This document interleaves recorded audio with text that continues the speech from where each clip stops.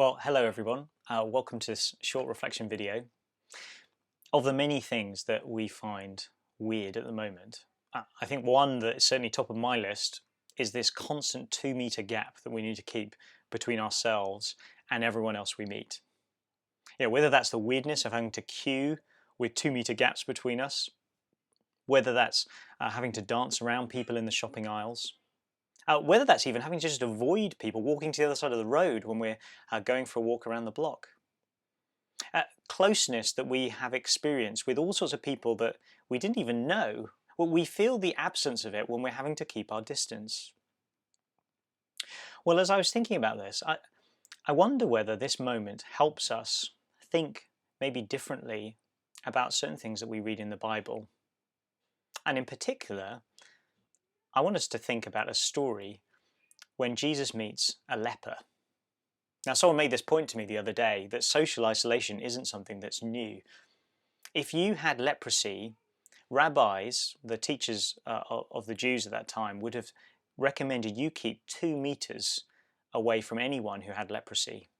In fact, if the wind was blowing in your direction with a leper in its path, you should keep 50 meters just to be sure.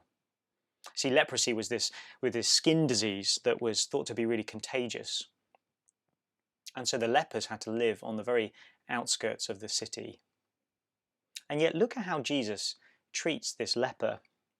We're told in Mark chapter 1 that a man with leprosy comes to Jesus and he begs him on his knees. This is a man who has known social rejection for most of his life. He knows what it's like to walk into a room and see everyone else walk away. He's risked himself by having to walk through the town to get to Jesus. And when he reaches him, he realizes that he has no right to be healed.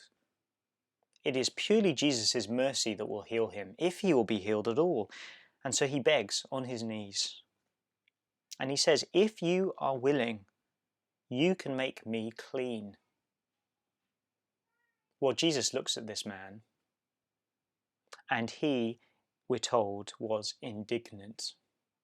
Not indignant with the audacity that this man should turn up, but looking at a man who has been crippled by the effects of sin in a broken world. He's looking at the way in which this man has not only been suffering because of leprosy and the effects that's had on his body, but the isolation that has brought between him and, in fact, between him and God. You see, leprosy was a picture of sin. A leper couldn't draw near to God. They were regarded unclean. And so Jesus looks at this man, and we're told that he reaches out his hand and touches the man. "I am willing," he said. "Be clean." To touch someone with leprosy was to contaminate yourself. Jesus didn't have to touch the man. He could have just clicked his fingers and said, "You're healed."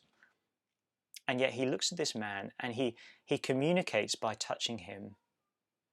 "I am both willing to heal you and I am willing to take your uncleanness on myself. Be clean."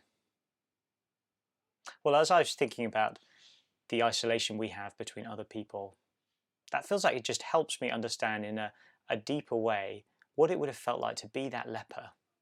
To have Jesus look at me and say, "Be clean. I am willing to come close to you when everyone else will keep their distance." You see, we might not have leprosy,